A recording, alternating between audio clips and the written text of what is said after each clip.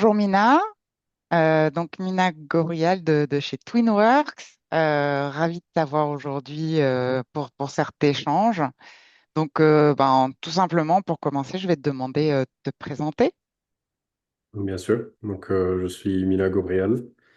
Je travaille dans le domaine de la réalité augmentée depuis 2020 à peu près. C'est assez jeune pour ce domaine qui date depuis un moment. Mais ça a commencé un peu par un stage de fin d'études et là, je suis en doctorat là-dessus. C'est un domaine qui m'a passionné depuis que je me suis mis dedans. Alors du coup, il y a eu une aventure plus concrète de cette affection pour la réalité augmentée. Elle Mhm. s'appelle Twinworks. Donc, ce qui est intéressant, c'est peut-être que tu nous demandes comment on est passé de, effectivement, des études, de la version académique de l'approche de la réalité augmentée jusqu'à une entreprise, et savoir quel était votre objectif aussi quand vous avez monté cette structure. Mhm. Donc c'était un peu la porte d'entrée aux nouvelles technologies dans l'industrie spécifiquement. Avec mon cofondateur, on est tous les deux on vient du génie mécanique. Et donc c'était un peu la passerelle aux nouvelles technologies appliquées à l'industrie.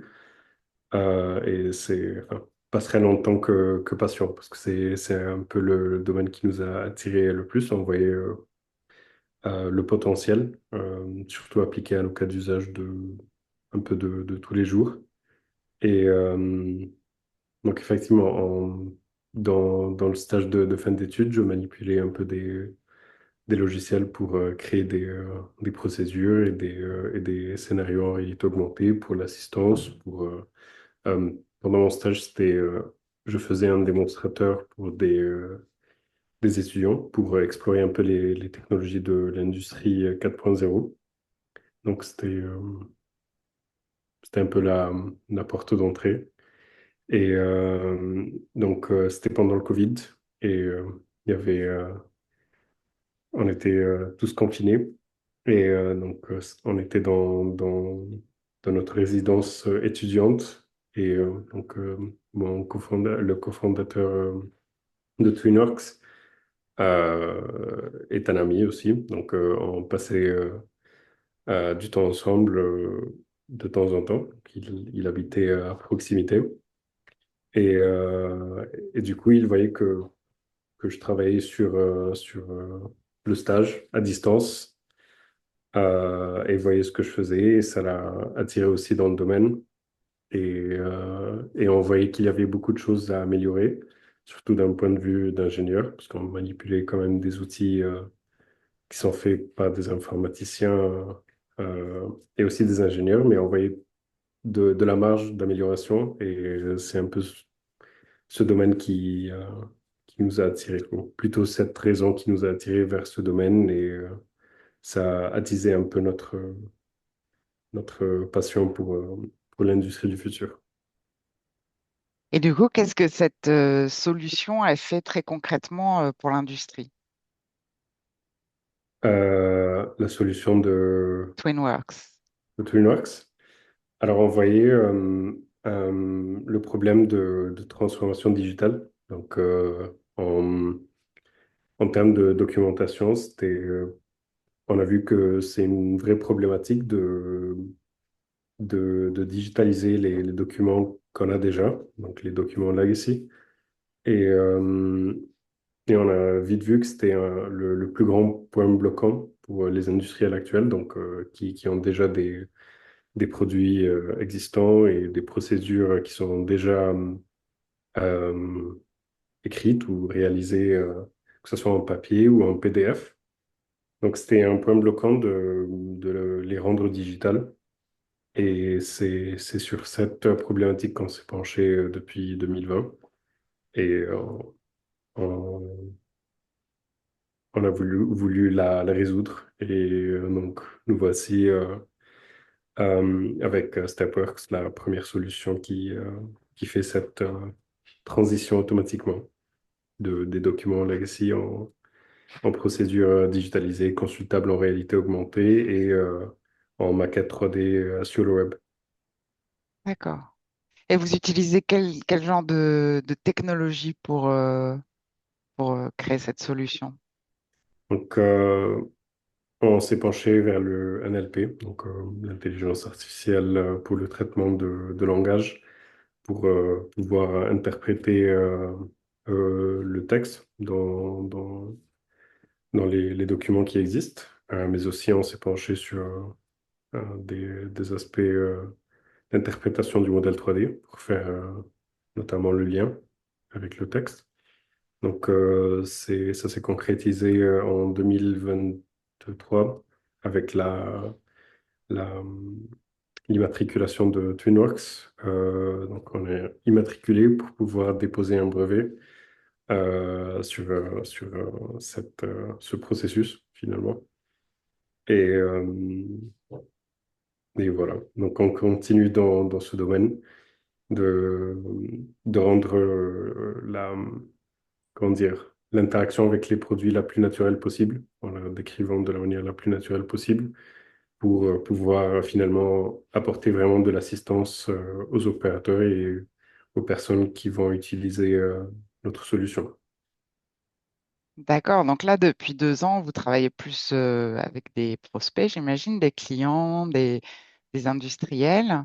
Quel est le retour un peu de ces premières approches? Qu'est-ce qu'ils vous en disent? Ils voient le potentiel, ils voient que ça résout effectivement la problématique qu'ils avaient. Donc, Mahmoud, à l'époque, travaillait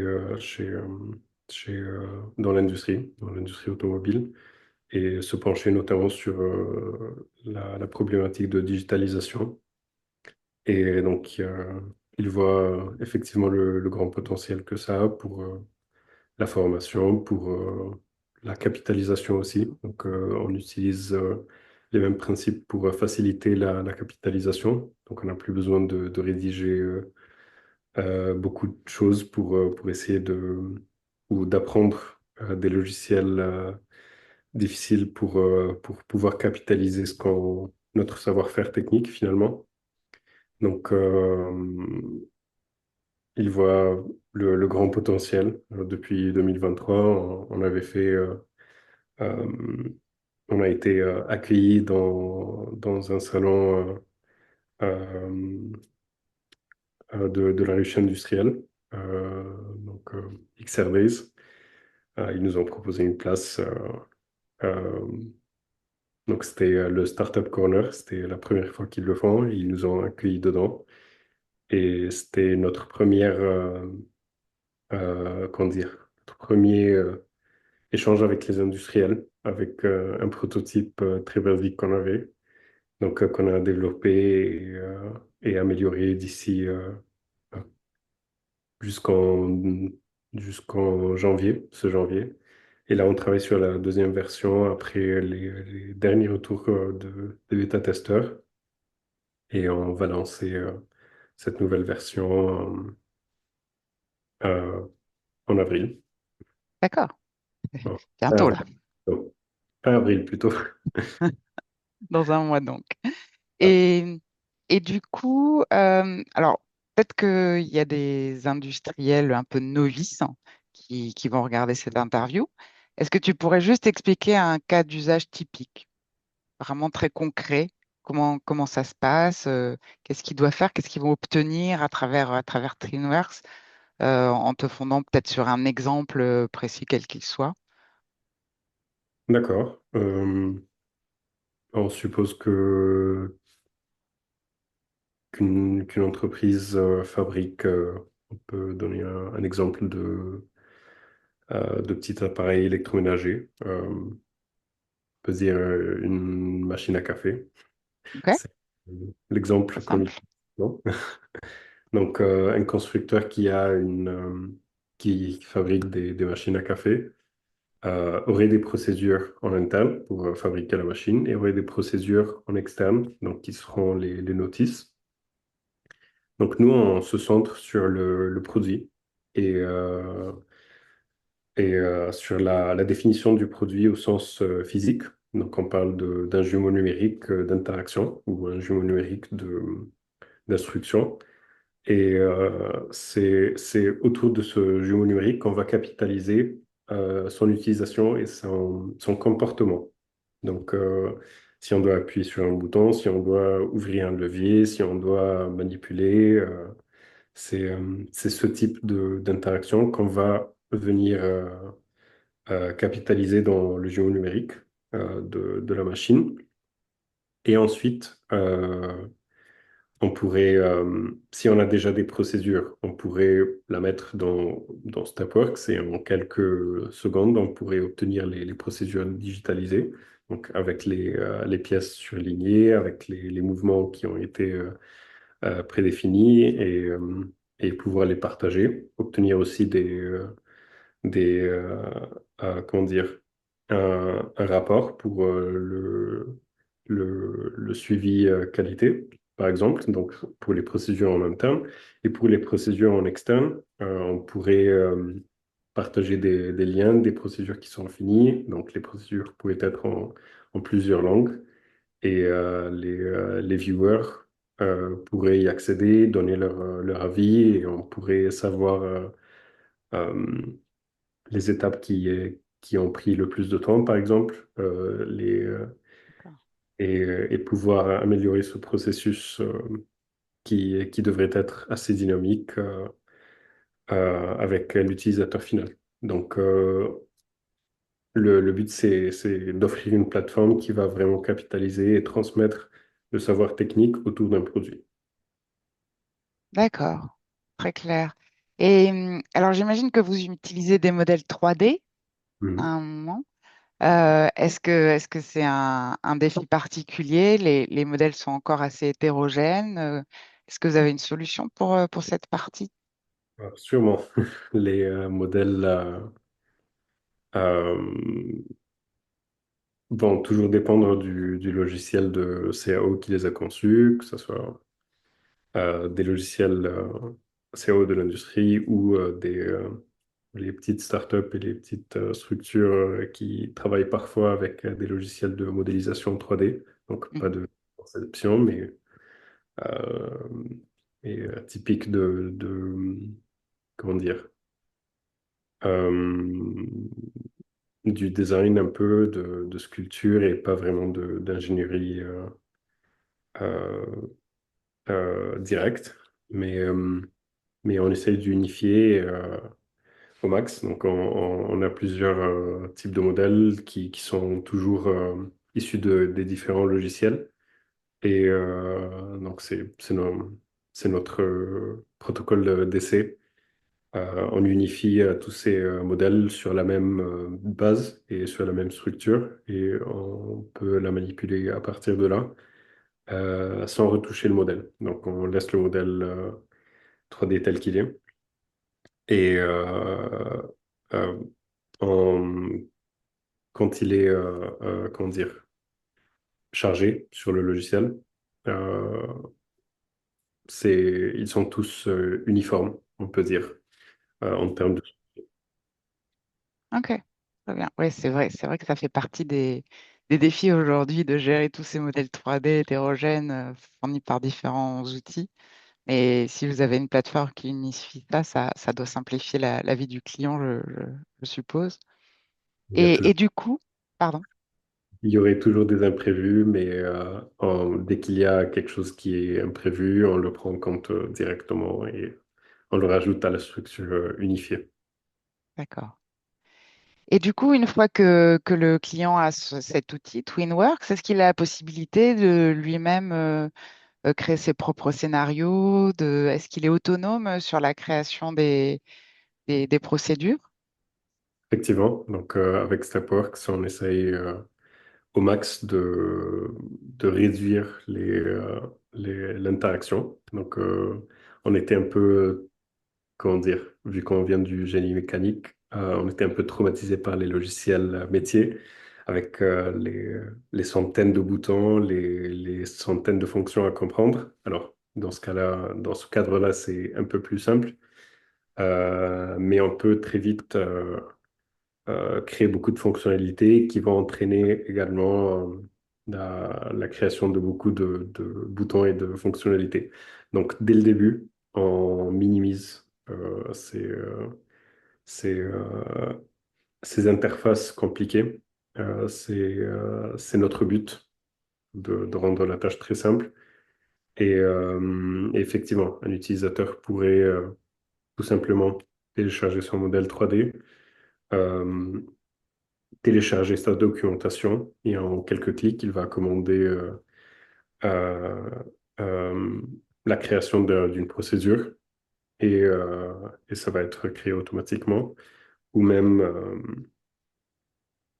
commencer à cliquer très naturellement sur les pièces et avoir les procédures qui sont créées. Donc, je ne vais pas parler un peu plus, mais on travaille sur différentes fonctionnalités qui facilitent vraiment au max et rendent la capitalisation la plus simple possible.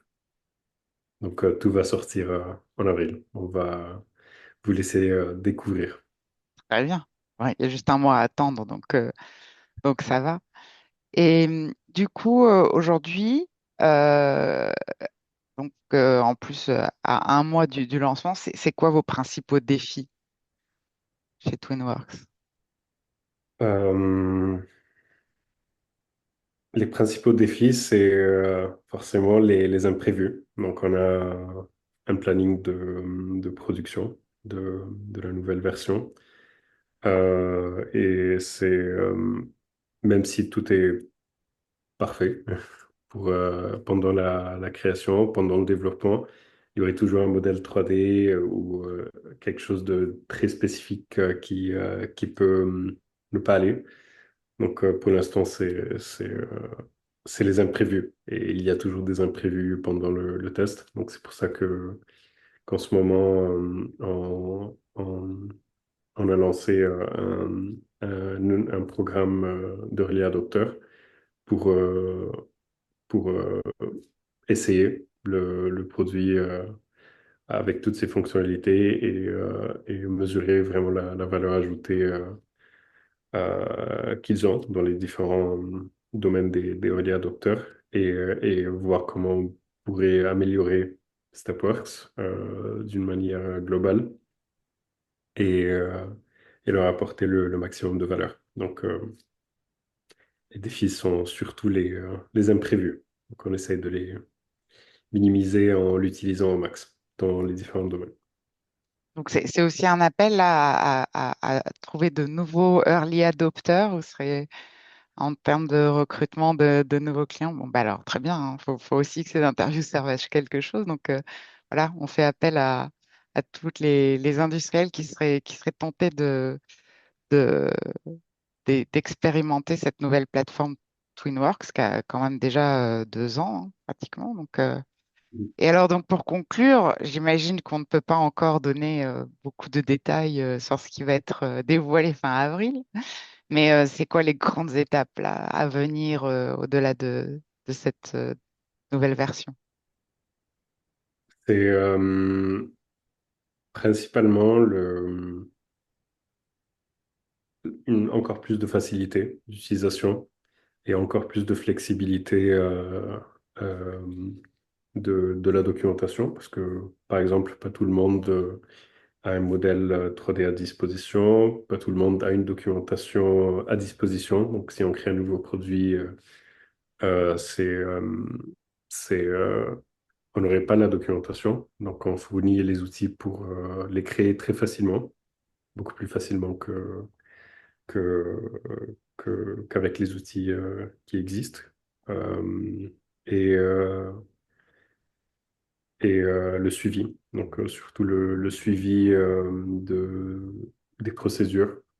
Si un opérateur euh, devrait suivre une procédure, on pourrait avoir un reporting de la tâche suivi qui va permettre une meilleure traçabilité globalement.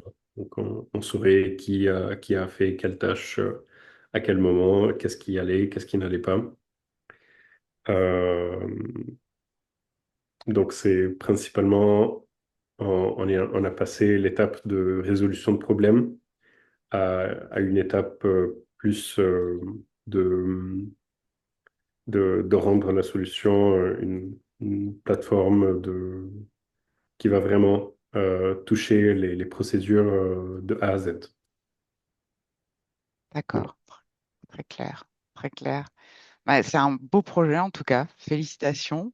Mais effectivement, chez Pro, toujours très fan des nouvelles initiatives qui peuvent être commencées dans le domaine de la réalité augmentée, qui reste quand même un format d'avenir. Et puis effectivement, avec toute l'histoire et l'historique que vous avez les deux, puis vis-à-vis du génie mécanique, enfin en tout cas d'avoir vraiment vécu ça de l'intérieur en tant qu'étudiant et doctorant. Donc, ben, on vous souhaite le meilleur. À nouveau, on interpelle les industriels, j'imagine, de toute taille, hein, qui peuvent être intéressés par tester cette plateforme et qui pourront, ben, je pense, vous joindre chez TwinWorks pour devenir ces fameux bêta-testeurs. Et en attendant, ben, on vous souhaite bonne chance, bonne continuation et puis probablement à très bientôt. Merci Mina, Et à très bientôt. Merci pour cette opportunité. avec plaisir. Au revoir. Au revoir.